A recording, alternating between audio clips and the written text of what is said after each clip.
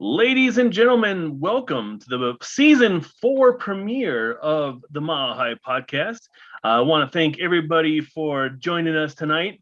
It has been quite a while since we've been on, and a lot of shit has happened. Obviously, you see I'm not in my normal studio with my cool backgrounds and shit, but and James is still taking some time off for various reasons. We were hoping to get him on tonight, but things just didn't work out. But with me tonight, I have, Kim. Thank you so much for joining us. This is Kim Neubauer. She's one of our favorite people. She has graciously come on at the last second to be my guest host tonight. Kim, how the hell are you doing? I've been really good. Been working a bunch. Saw a couple shows. I saw Tool. What? Tell me about that. What'd you think of Tool? Pardon? What'd you think of Tool?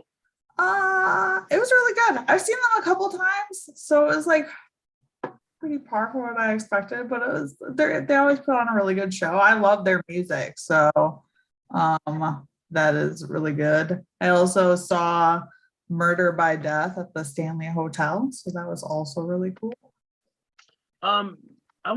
This is gonna be a real hot take here, and it might be a controversial one. I love Tool. I would say I'm more of a Perfect Circle fan than anything else, right? So I love Perfect Circle, I love Pussifer, I love Tool. I just love everything Maynard. However, Tool was probably the most disappointing concert I have ever been to. And I will tell you why. We bought tickets to go see Tool, and we got them scalped. And so we were paying out the ass for them. And we went down there. Like, I'm a huge Tool fan, and I've been a Tool fan ever since Undertow came out. Like any other Gen X kid like myself. My favorite song was Sober, and all I wanted to see was them fucking play Sober. I had never seen a Tool show, so for those of you who do not know anything about Tool or Maynard, Maynard's a weird fucking dude, like a real weird fucking dude. And when he was playing at the show, we went down to Colorado Springs, and he was singing, right? But you didn't see him anywhere. He was nowhere.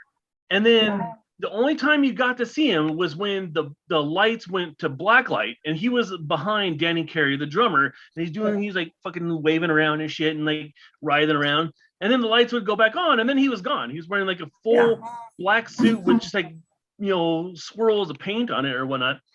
And then they didn't fucking play Sober. I was so bummed out. You didn't see him whatsoever. And then when he got on, like, you didn't get to see him. They didn't play the Sober. So I will say that was probably the most disappointing concert I've ever been to, which is weird. And their opening act was this band called Meshuggah, which I really liked. They're like European Pantera.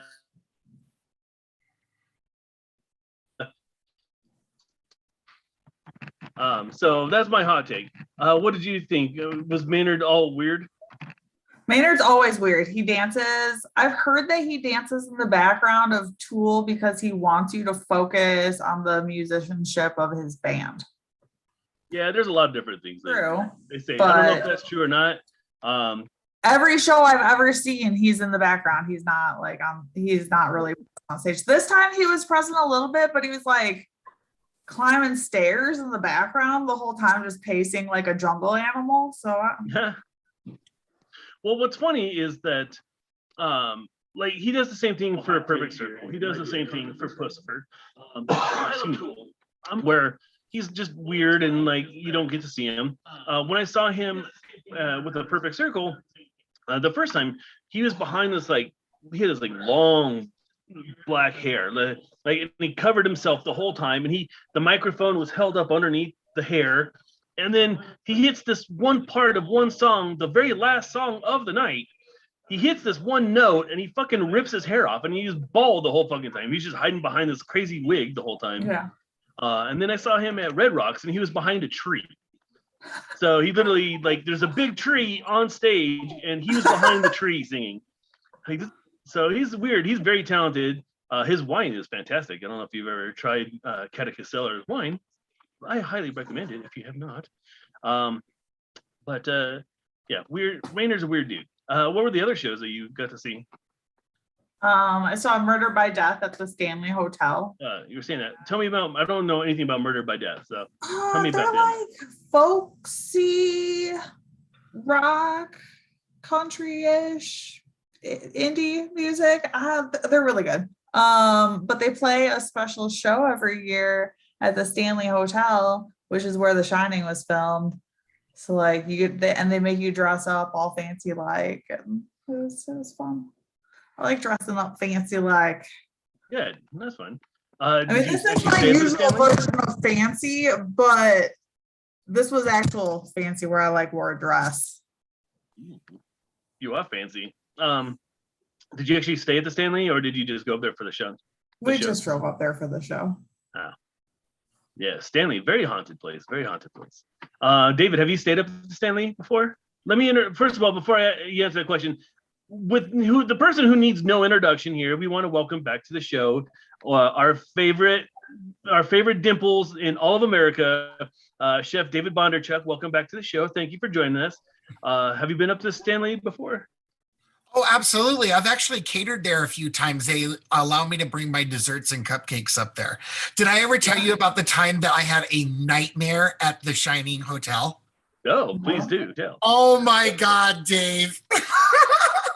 So I'm catering this wedding, and up at the Stanley Hotel, they have like these like carriage houses that aren't necessarily attached to the hotel, but they're old, and I think they were allowed to be built within a distance, because the Stanley Hotel is considered like a historical site or a historical building, landmark, whatever. So anyway, so these carriage houses, they don't have air conditioning, just like the Stanley Hotel.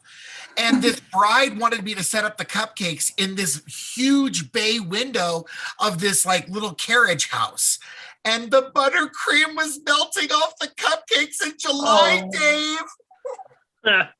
Thank God for the staff at the Stanley Hotel that was working the catering. They ran and got me sheet trays. We rushed the cupcakes to the walk-in. I repiped a few that were on the back that were just nasty, and I made it work. But it was a total nightmare for like 30 minutes. I'm like, I'm ruined. This is the end of me. I ruined this woman's wedding. That's my nightmare at the Stanley Hotel. I thought you were talking about like a real nightmare, but that's horrific. Real nightmare. That's a waking nightmare. Excuse me. Maybe not to you, but that's a real nightmare for I. Thank you. Daymare. Yeah, Daymare. How you been, Dave? I have been doing really well. Catering is still like not where it was, but it is starting to come back. I'm currently like 15% of what I used to do. So that's better than zero. Yeah. Hey, I love that positivity. My mom loves your dimples as well, I want to add. So if you guys, whoever's watching, thank you guys all for watching. Make sure you guys comment. We have a lot of questions for Mr. Chef David here. Are you doing the food truck at all this summer or the spring? You know, I lost my ass with that. So I'm going to sell the food truck and refinish the basement. Fair enough. That's fair. Is that crazy? Yeah. No, I thought your food truck was great, but you know, you got to do what you got to do, my friend. Yeah, what else have you been up to? Wasn't profitable. So I've been filling in a lot for Kathy on the show. Her leg. I've done 2 full episodes of the Kathy J Show. And I'm so blessed that she's allowed me like that platform to just do what I love to do, you know? So it was really an honor. So that's all that's going on. Dave, I finished the cookbook. I sent it to the editor. Oh my gosh. This is your second cookbook, yeah, right? The second cookbook is finally gone. Oh, thank God. Oh, if I don't get too many edits, I should say that. I did send it to the editor. Yeah, I've just been trying to knock things out. You know? I send it to the editor. I am in the same boat that you are. I am just about done with the edits of my latest book, my latest Race to Space book, and it's a process, man. The whole fucking from the first word you put on to the time that you send it off to your editor, it's a huge fucking process. My book has taken me about 6 months here, but I can imagine it's probably taking you a lot longer than that just to get your all your recipes perfected and everything and written up. And how long have you been working on that? This is basically the second half of the first book. So, but I had all the photos and stuff done for the first book, and I was really just working on this. So once I got the first half out, it took me 4 years to finish the second half. Yeah. Wow. And you're almost done. You're on the back end, brother. I hope to God I'm almost done. Yeah. David's first book is like an encyclopedia of cooking, and it's very thick, very heavy. That's what she said. Hey. That's funny. That's awesome, dude. Congratulations on that. That's a huge accomplishment. Especially getting your name out there in the cooking world. It's so saturated, and they need more personalities like you. I think you bring a fun personality to cooking. So, well, thank you for having me on tonight, Dave. It's my honor. Thank you. Yeah. Unfortunately, we were supposed to have Nicole on. Life gets in the way. She got called into work. So unfortunately, we won't have Nicole on. But I will tell you that we are working on a show where Nicole is going to host, and so we're going to look for that here on Trek Pacific. Next thing's next. We always talk about what we've been watching. So I'm going to go the reverse way. David, what have you been watching? So today I just watched that new Resident Evil reboot, The Raccoon City. Have you watched any of the Resident Evils? I watched one. It was bad enough to where I'll never watch another one. Oh my God, I love the Resident Evil movies, but this one was really bad. Yeah. I didn't enjoy it at all. So I watched that movie today, and I don't normally watch movies. I never watched Game of Thrones, and I'm in now season 2, episode 5. So wow. I've been watching Game of Thrones. That's funny. Nice. What do you think so far? I'm always behind the times on that. I just don't have time to stay at the water cooler, I don't know. I totally understand it, man. This is the thing about TV nowadays. And James and I have talked about this at length before. There is just so much shit out there to watch. Like when we were growing up, we had cable. We were there at the invent of cable. And we had, all these cable channels, and then we had the regular networks. And so, I grew up watching Friends and Fresh Prince of Bel-Air and fucking Seinfeld and Cheers and all shit. Now there is just so much stuff with all these different streaming services. Some of the best shows that I have seen ever have been on Apple Plus. Nobody has a fucking Apple Plus. It's one of the ones nobody has, but they have some of the best shows I've ever watched in my entire life are on fucking Apple Plus. I mean, there's just so much stuff out there. So it's have you seen this? No. Have you seen this? No. Do you have time for any of this? No. There's just not enough hours in the day to consume all of the great stuff that's coming out there. So I know you're watching the new Sex and the City reboot, aren't you? Oh, yes, I did watch that. And that was intense. It's called And Just Like That. And it's basically just a continuating story line, and I thought it was really, really well done, even though it was painful. So if you haven't watched it and you're not into the season, you're probably not going to have the same emotional attachment I do. But nonetheless, yes, I did. I have been watching that. So you recommend it?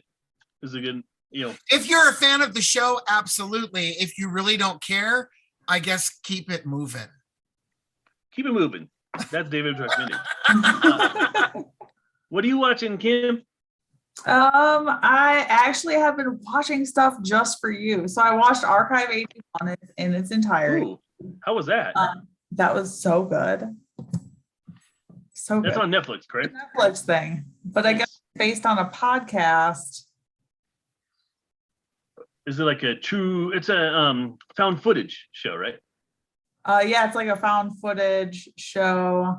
I mean, obviously it's fake, but it felt real enough that I was like, oh man, that's scary. That's really scary. I had nightmares about it. I'm gonna be real. Nice. That's always good. That is good. What else are you watching? Wait a minute. I know this girl. Pardon? What? I know you. Well, she's been on the show before. We so- had a show together. Yeah, I know you. And then Wow, the edibles are really Nice. kicking in. David. Dave, Yeah. Dave, I've been literally sitting here at this desk waiting for you to call me back. And then I looked down at my phone and you would text me twice, get on the show. You're the best, David. I love you. amazing. The Good Place. I know everybody else already watched that, but it's really good. I didn't realize that that's the guy from Cheers. That's Ted Danson. Yeah, he's a No. national treasure. Ted Danson's great. Some people- I'm not Ted Danson. I'm Chef David. Well, you're a national treasure in training. How's that? You're Oh. next in line. We've already lost Betty White, and they got Oh my God. transferred down to Ted Danson. And there's like Oh, probably 15 or 20 other people, and then there's you. But you're definitely in line. You're like Prince Harry. You know, you'll eventually enough people die, you will become American treasure. I think you're well on your way. Right, you're putting in work. we're trying. We're trying, darling. My mom says that you're Colorado's treasure, so there you go. I My am. mom loves you. Cheers. You are my mom. If we had our way, like my mom would adopt you. We like be brothers. She has. She's like my mother. I love her. Everybody loves my mom. My mom's everybody's mom. You know, there's a few people in everybody's family who's like, this is like the one woman who's like, oh, everybody loves her. All the kids love her. All the grandkids love her. That's my mom. My mom, everybody loves my mom. So shout out to my mom, who's like literally downstairs listening to the show. So hi, mom. That's awesome. It's her smile. What episode? What season are you on, Kim? What season are you on? I think I just started Good season Place. 3. Hmm. So no spoilers Okay. ever. Did but you watch the? Have you seen the trolley episode yet? yes. The trolley experiment. Yeah. Okay. It's great. Talk about one of the best episodes of television. The trolley episode, The Good Place. It's fantastic. amazing. Yeah, it's great. So Michael Schur, the guy who created The Good Place and also was a writer and the guy who played Mose on The Office, who came up with Parks and Rec and helped create Brooklyn Nine-Nine, he came up with Good Place, and he started with just a general philosophy, like what is good versus bad. And then he started researching different philosophies, different philosophers as well. He just learned, got all this philosophical knowledge. And he just recently put out a book, and I will find it because I have weed brain and I don't ever fucking remember any of the shit. So bear with me. He just put out a great book, and here it is, How to Be Perfect. And it's basically a comedian's way of how do you be good in today's society? What is being good? What is we'll take all the life's philosophical questions and kind of translate them into today. And it makes philosophy very, very attainable.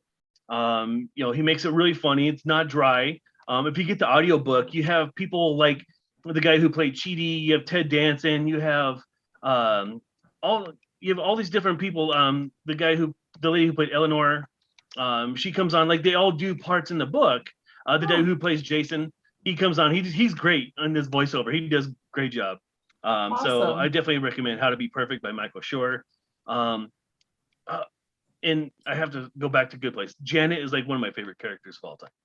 Not a human. Janet. Janet. Oh yeah. Have you ever seen Yeah. Good Place, David? No, I have not. See, this goes back to my point. Do you see how the whole fucking comes back as a circle? The Good There's Place so is much one of the best content. sitcoms ever created. And it's perfect because it's only 4 or 5 seasons. There's not a flaw in it.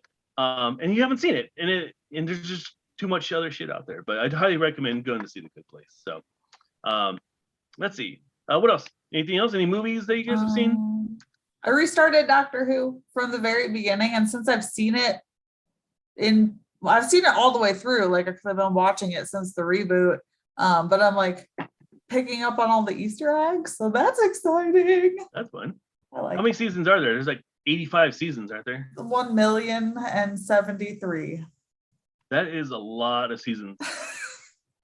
Let's see here. Rob Robert is catching the last 2 episodes of Yellowstone, which made my mom very happy because she just recently watched Yellowstone, and yeah, she is fucking crazy about Yellowstone. So, Rob Robert, you found a new friend. You have a new mom, Rob. Congratulations, you just have a new mom. Let's see. I always have a lot of shit. I end up watching so much stuff that I always like to go last. So I restarted watching Pushing Daisies. If you guys have not heard about this show, it was like 2010-ish, maybe a little bit earlier. It's about a guy who he can bring people back to life, but if they stay alive for more than 60 seconds, then somebody else will die in its place. But if he touches you again, then you die again and you die forever. And it's actually a kind of a funny kind of like a mystery kind of show, because what he did, he uses his powers, him and a PI, they find murder victims, he touches them, they come back to life, they figure out who killed them, and then he kills them again, and then they collect the reward when they go and find out who did it. And it was 2.5 seasons before it got canceled. But if you like Tim Burton or Barry Sonnenfeld, this is a perfect fucking show for you. It's colorful, it's bright, it's funny, it's very, very unique, it's very sweet.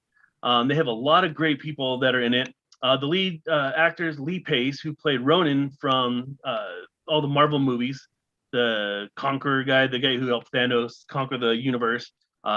He's in it. He's the main guy. It's just a great show. So the only problem is that it got canceled halfway through the second season, and it gets canceled on a very big cliffhanger. So you're watching this whole show, and then it falls off the cliff, and you have no resolution whatsoever. So I recommend watching the show, even though you're going in just knowing that it's going to be a cliffhanger that you'll never have resolved. David, you love it. I can tell. I can see on your face that you're all about that. Why put life is already full of such disappointment, Dave. Why do we have to suffer through that? The show was worth it. It is absolutely. I'm sure it's a great show, but then it's like a big letdown. I don't know. You know what I mean? Carnival. It's kind of like thanks for the spoiler alert, Dave. I don't want you guys to go into it and that's it. What the fuck? Right. What's gonna happen? I want to at least give you a warning. Kristen Chenoweth in that show? She is in that show. Okay, I have seen this show. Show is great.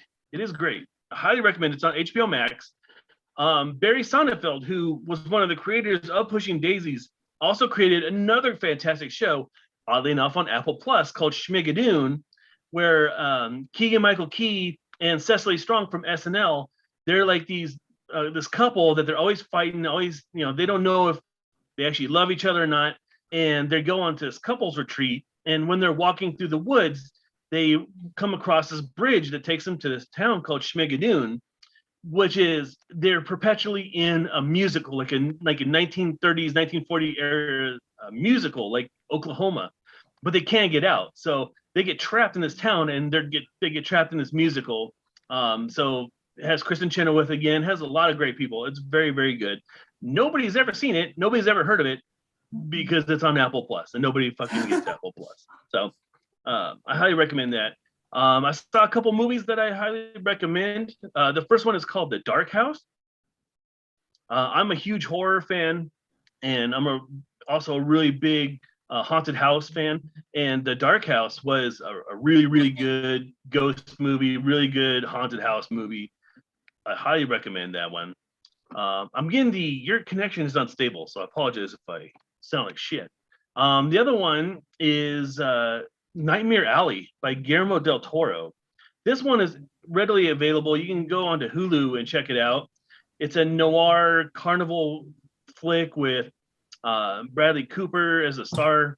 And it's just like this weird noir movie by Guillermo del Toro. It's very suspenseful. I won't say too much about it because I really highly recommend that you go and check it out, especially since you can see it on Hulu. And it just the last 45 minutes of this movie it takes this movie from really good to awesome, but then you let the movie simmer in your brain for a day, and you're like, that movie went from awesome to fucking amazing. So I highly recommend going to see Nightmare Alley. I saw it in the theaters, which was really cool. But you can see it at Hulu, so you don't have to pay the $150 to get your popcorn and your soda. So those are my two. I'm kind of starting to watch Studio Ghibli movies, so I went and saw Princess Mononoke, which was pretty cool. Saw it in the theater. That's pretty fun. So that's pretty much all I've been watching. Let's see, what else do we do here? Oh yeah, we're a weed show, so we might as well give some love to our local weed dispensaries. Kim, are you still smoking your own stash? A little here and there, but mostly I'm smoking stuff from the health center. What's the strain? Today we're smoking OG KB Star Dog. Star Dog. Nice. And Dave, I'm assuming you're on edibles. What edibles are you consuming? I love the wilds. They remind me of like French pot de fruit, and they're like so good. Nice. Yeah. Because of my living situation, I choose not to smoke flower in the room, so I am consuming a really nice. It's a fucking sativa hash from Mountain Select. Mountain Select makes really, really great pure concentrate, so I highly recommend them. Definitely get their shit, but don't go to Lobo. Fuck Lobo. Sorry, that's a personal vendetta of mine. So the whole reason why we're here, we're talking about cooking with cannabis. I'm turning this into an Ask the Expert episode because I cannot think of somebody who utilizes cannabis in food better than my friend down below me, David Bondarchuck. And David and I were at this event, this like Denver Dabbing Festival, over the summer, and it was, we had all the Denver the dabbing companies like hawking their wares, but David brought like a fucking amazing edible, these baked goods, and David fucking stole the show. People were fucking going absolutely crazy over David's baked goods. I was really like, knowing David for a really long time, like I was so proud of him because like, this is, just seeing him fucking in his element, people loving on his shit. It was a really cool thing. And I know David has a passion for cannabis and putting cannabis into food. And so we're going to ask him some questions about, his process. And if you guys in the comments, if you have any questions, throw them up here and I'll let David know. But first of all, like, tell me how you were able to dial in your recipe for those. You had like a cheesecake, you had like another cupcake. Like, how did you dial in? Because I when I say people were fucking going shit, like ape shit for his like cookie or his baked goods, I mean, like there were women that were fucking throwing them into a purse, like filling up their purses with his shit. And then they're like, and they were low dosage too. So they're like, 1.5 grams, and they got so fucking high off of shit. They ate so many that people are just fucking floating all over. I mean, so tell me about that process, bro. Dave, it's not that amazing. They were high as fuck. They had the munchies. Well, you're the one that got them that high. No. So my line of edibles is edibles from scratch. And I specialize in low dose dessert bites. So you can eat the entire dessert bite and it's only between 2 and 3 milligrams for the entire bite, not just a single bite, but for the whole dessert. And so that's kind of where I went with it. So yeah. Did I answer your question, Dave? What did you say? I asked how you came up with the recipe and like how you got it dialed in. Oh, okay. It was a general vicinity. You actually talked about your stuff, so that's kind of where I was going with it. But well, like, who can do it better, So my process was I used to be the pastry chef for Punch Bowl Social in Stapleton and also the Denver location. I would deliver the desserts from scratch where I bake in my kitchens to their kitchens daily for their events and for their in-store. So what I did was I took my Food Network award-winning recipes that I featured on the baking shows I were on, and I divided them out and created mini bites instead of big cakes or big treats. And through that process, I just cut in half can of butter to my recipe. So if a recipe called for 2 sticks of butter, I would put 1 stick of can of butter in and 1 stick of regular butter in to dilute the potency. Does that make sense? Yeah. Tell me about this can of butter. So this is one of my frustrations. It used to be one of my frustrations, like back in the day. Like everybody's coming up with edibles, but they all tasted horrible. They just tasted like straight up weed with a little bit of chocolate. You couldn't taste any weed in your pastries like whatsoever. They tasted like fucking cream cheese muffins or cream cheese coffee or cakes and shit. How did you get that so you don't taste that weed like some of these other edibles do? So I buy the best buds and I roast those off. I don't do shake. I don't do popcorn. I don't do trim. Like I get premium buds, break them up, bake them up. And so it's called something else, but when I do it, I call it blooming.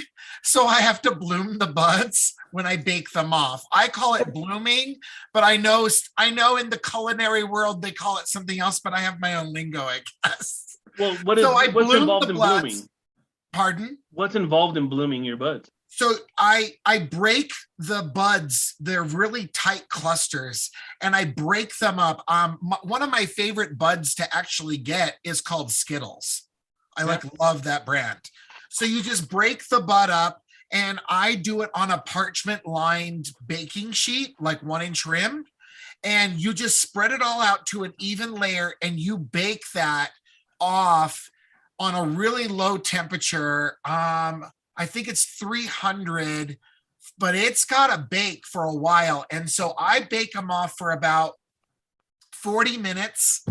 And then every 10 minutes, I start to toss them with a bamboo spoon until they're golden brown and crunchy like croutons. Does that make sense? You want all of that moisture out of the buds. You want them absolutely crisp. And then when you start to like roast them or whatever like that, do you lose any of the like the cannabinoids or anything like that, or like they melt off your parchment? No, it enhances them, Dave. That's what I mean by blooming it. So now you've got these dried buds and they're more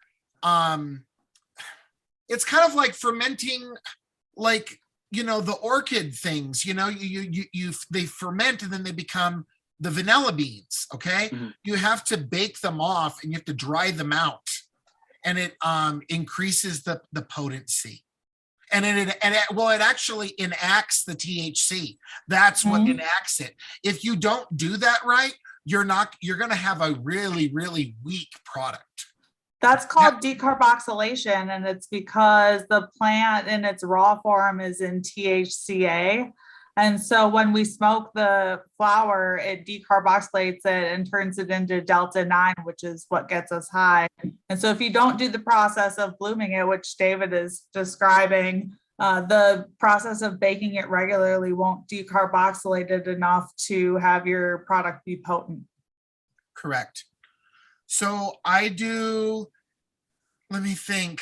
When I make a batch, it's 2 pounds of butter for a ½ ounce, I think.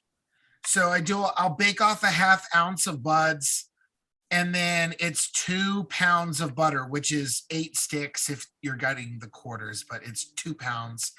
So after that's baked off, I boil my can of butter. I boil the buds in there and then I strain the butter. I do not do a bouquet garni. I do not make a tea sachet for my butter. But when I make my honey, I do it like a can of sachet. So I do it the opposite when I make honey than when I make butter. Am I making sense? I'm rambling, Absolutely. Dave. No. That makes sense. Yeah, it absolutely makes sense. So you This want is to why we have Kim on the show, by the way, because she can fucking jump in and talk about all the science behind weed. So thank you for doing that. Yeah, Yes. so THC isn't or THCA isn't psychoactive. So yeah. I know what happens to the product when I like process it, and I know what's happening. She's explaining it from a scientific level. Absolutely. I didn't even. You make cannabis laced honey? Is that what you said? Yes, but that process is different. So I boil the buds in my butter, and I do that. When I'm making the cannabis honey, those little tiny little crocks, like maybe like it almost looks like your mom or your grandma's like potpourri thing in the 90s. You know what I'm talking about? Those little crocks. It's like I think it's only a 2-cupper. I get the Colorado honey, like the ambrosia, and I put that in the crock, like a whole bottle. I think it's a 12 ounce. It might be a 16, but I think it's a 12 because it doesn't quite fill the 2-ounce thing. And I make a sachet of my bloomed, crushed up pot buds that I've bloomed already. And you have to let it soak for 8 hours. The butter on the stove doesn't go for 8 hours. The butter on the stove really just kind of simmers for, and you got the water and everything, and that's what makes the butter rise and clarify. You have to clarify. You have to add the water too, because that clarifies your canna butter. It takes away that taste, Dave, that you were talking about. You can't taste it. You're clarifying it. So the THC gets trapped in the fat and the flavor gets trapped in the water. Does that make sense? Absolutely. This is why we have you on. This is why you're our expert about this. Okay. So yes, that's how you reduce the taste. Why am I giving all my secrets away? Are there supposed to be questions here, Dave? I'm asking you the questions, and you're going on with very detailed answers, and I hope people are taking notes because this is some great fucking information here. What other stuff are you cooking with cannabis? Are you doing savory stuff as well? You know what? I haven't dived too much into that, but because with either the butter or the honey, I can pretty much make anything, the cornbread, my, olive oil cake with a honey drizzle, with the butter, it goes in the baked goods. So I'm more, I guess, pastry cannabis. I'm a pastry cannabis chef. There you go. Yeah. That's a very long title on your business card, but it makes sense. Official, the United States official pastry chef, cannabis pastry chef, Chef David Bondarchuck. I had a great question and I totally spaced it. It would have been an epic question. It would have sent us out of the night. What other? Here's my question. So you are obviously trying to get a cannabis business off the ground. Colorado cannabis is heavily regulated. What has been the process for you to kind of get legit, for lack of a better term, and what do you still have to do? Well, we had done the dabbing derby, and that was a great success, and there was a lot of interest. However, the rules and regs are a bit difficult, and so packaging was an issue, freshness was an issue, like how they were going to sell these things. Because you can't have a cheesecake sitting in a case for 3 days, Dave. You know what I mean? With no refrigeration or anything or whatever, I don't know.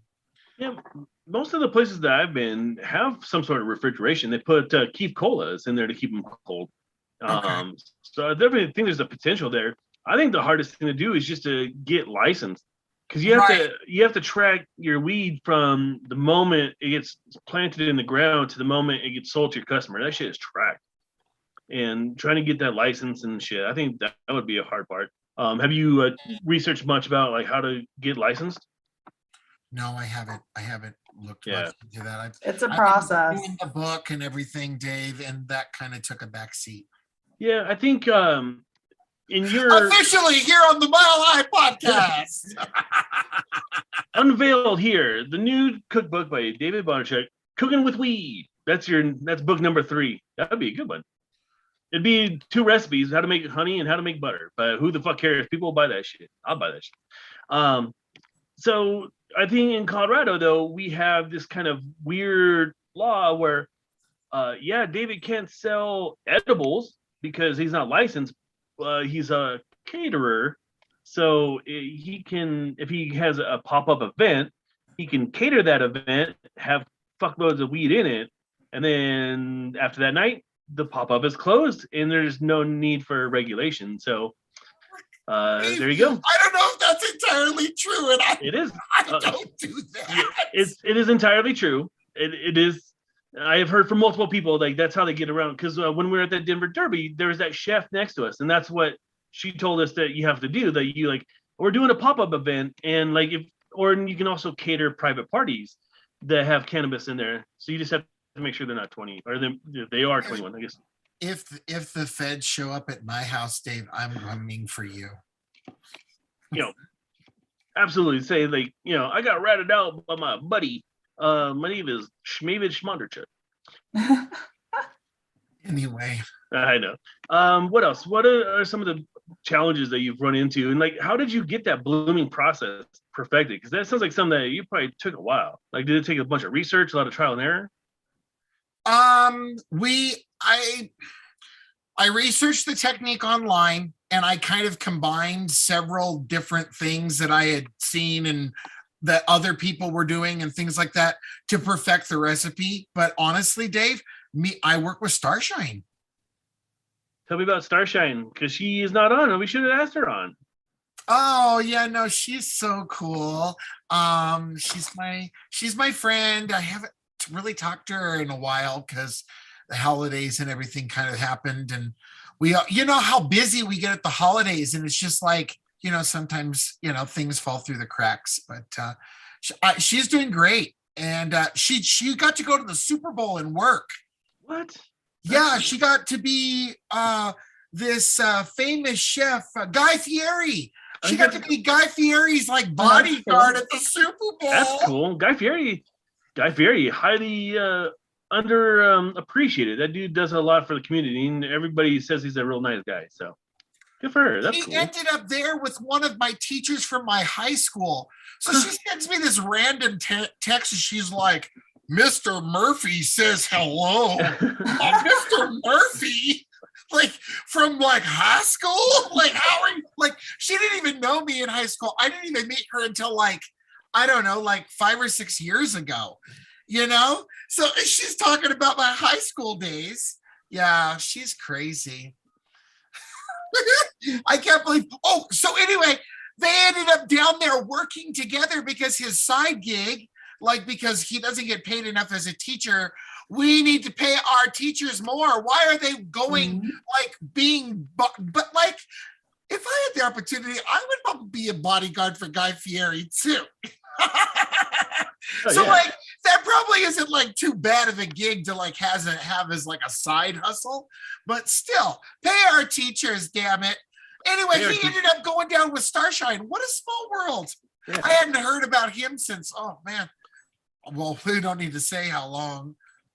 We don't need to say how long, but how is student David Bondarchuck in this gentleman's class? Tell me about the David Bondarchuck that graced his classroom. Oh no, I wasn't a good child. No. Dave, he used to be my boss. You know how I got a sassy mouth. I'll tell a bitch what's up. What? Yeah. You? That's funny. Have I not ever told a bitch what's up? You have told many a bitch what's up. I have seen it in action. David has no filter whatsoever. It doesn't matter what the situation is. We could be working in the middle of a lunch rush or walking downtown. I mean, that dude's mouth has no filters whatsoever. And that's what I love about him. He cares as many fucks as he does, caring about his filter. I mean, he has no fucks. So it is, when we had our Christmas episode, he gave no fucks. He's like, I'm hungry. I haven't eaten dinner. I'm leaving 15 minutes early. And y'all, no, I'm not gonna bail out on you tonight, Dave. But I hope not, because you're like my only guest. It'll just be me and Nicole talking about Tool concerts and stuff. So because Kim, because you came on so late, I never really got a chance to ask. Like, do you ever cook with weed? Me? You? No, the other kid. I do sometimes cook with weed. So I have a recipe for making infused olive oil.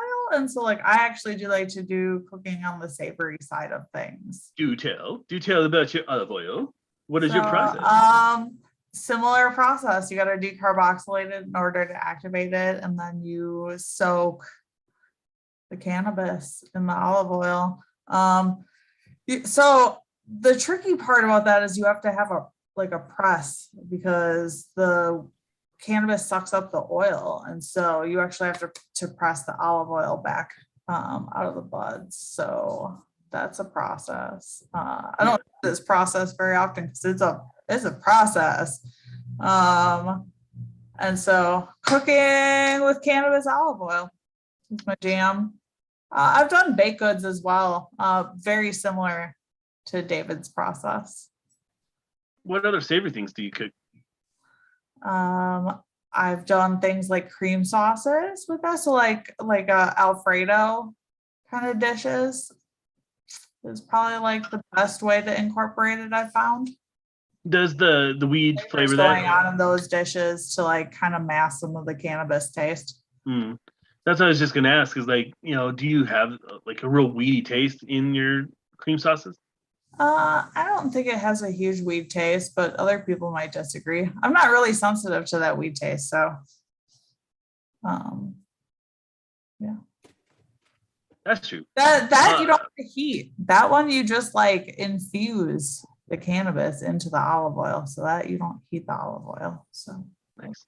And do you also recommend, like David was saying, like get the highest quality buds, or do you just kind of like whatever they have on special? How do you go for it? I mean, if you use low quality cannabis for anything, whether it be smoking or whatever else you're going to use it for, you're going to have low quality product because it's trim and whatever.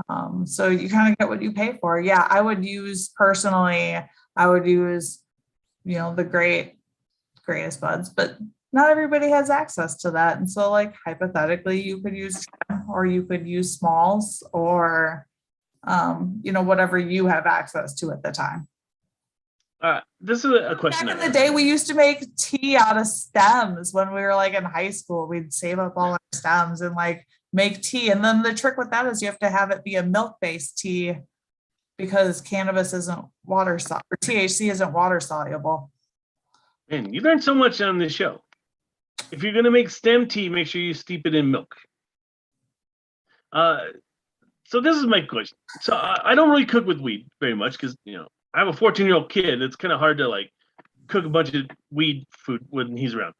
But how high does this shit get you? I saw fucking people get fucking high as hell off of David's cheesecakes, but those were also low doses. Like, tell me, how high do you get off of your honey? How high do you get off of your Alfredo sauce? Kim, tell me about how high do you get off of eating your pasta? I mean, it depends on how much cannabis you're infusing into your oil or your butter. So like say a recipe is going to call for 2 tablespoons or 2 tablespoons of oil or butter regardless. So if you use more cannabis in your recipe, that 2 tablespoons is going to be stronger. So you can really control the dosage that way. I don't get super high on it because I like to be a functional member of my life. So microdosing is great because otherwise I'll sleep for like 3 days. Right. Do you tend to lean sativa, hybrid, indica when you're doing your cooking? I don't think to be perfectly honest with you, Dave, it doesn't really matter with baked goods because indica is denaturized or whatever. It's no longer you no longer have the sleepy effect because you've bloomed the buds. So it doesn't matter. Am I making sense? Kim, jump in. You are. So like what I feel makes up the indica versus sativa is like a lot to do with the terpene profile. And so when you're decarboxylating it in the oven, you're actually getting rid of a lot of those terpenes, which is additionally why when you, bake it a long time, you don't end up with a lot of those flavors. And then when you clarify it with the butter, you get rid of a lot of like things like that are water soluble that you don't want in your butter. So. Thank God Kim is here to understand what I'm saying, to describe it in a different way. Absolutely. You got it though. You got it. I can't wait to taste your treats. I think it would be an interesting idea for you to. So one of the challenges with getting baked goods like what you're making, like say a cheesecake, into a legal market is that it's perishable. So like yourself and packaging, it has to be like child-proof packaging.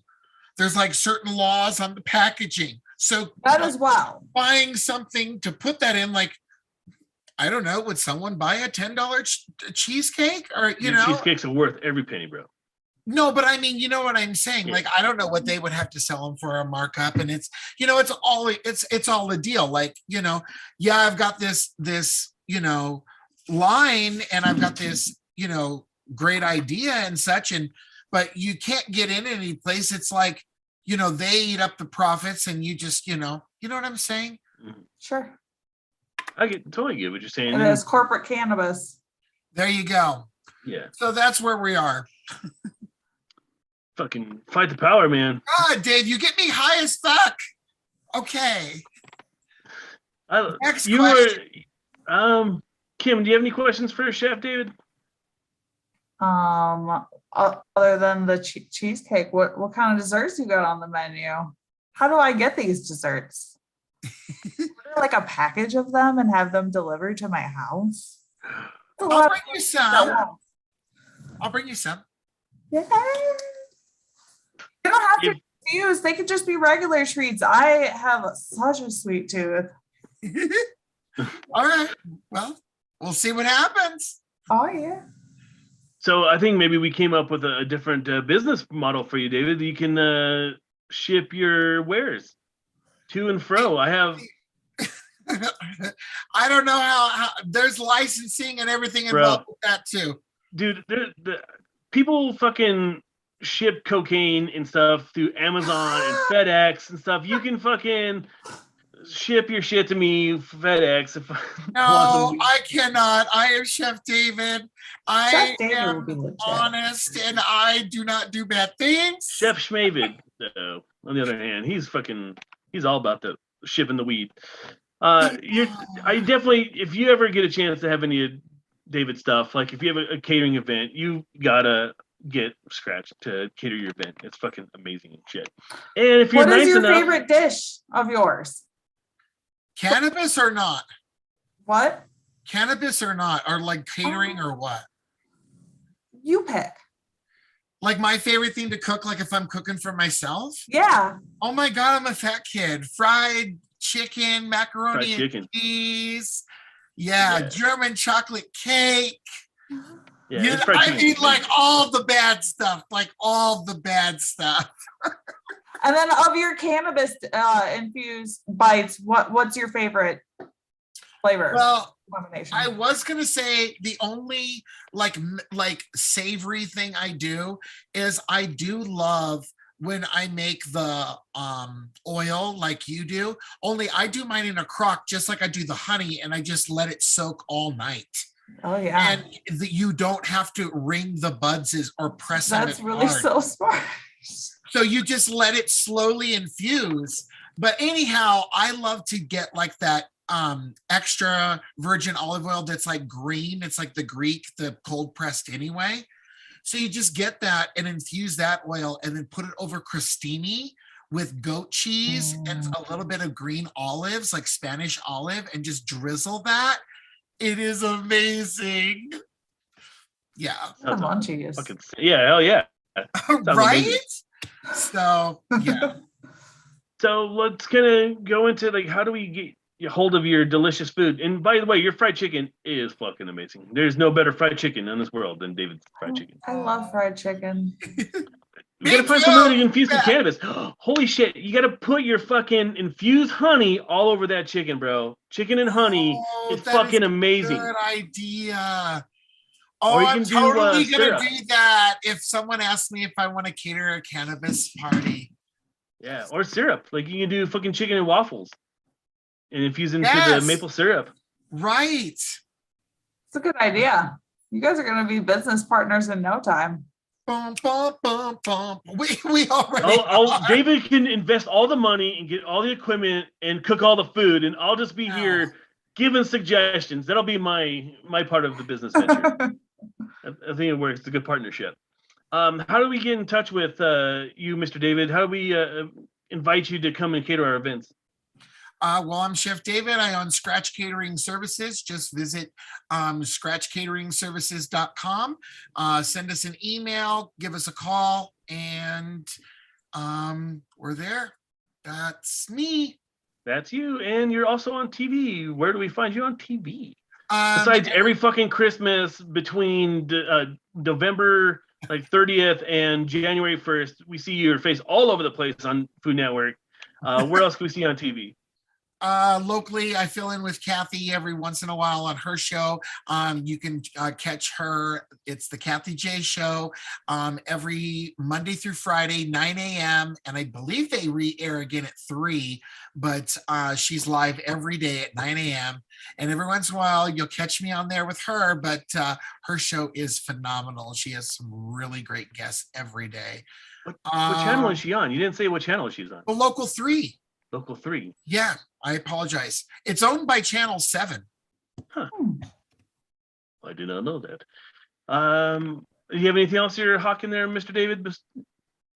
No, just thank you so much for allowing me the time to come on tonight and hang with y'all. And this has been another great evening. I've had fun. Thank you. Yeah, thanks for coming on, Mr. David.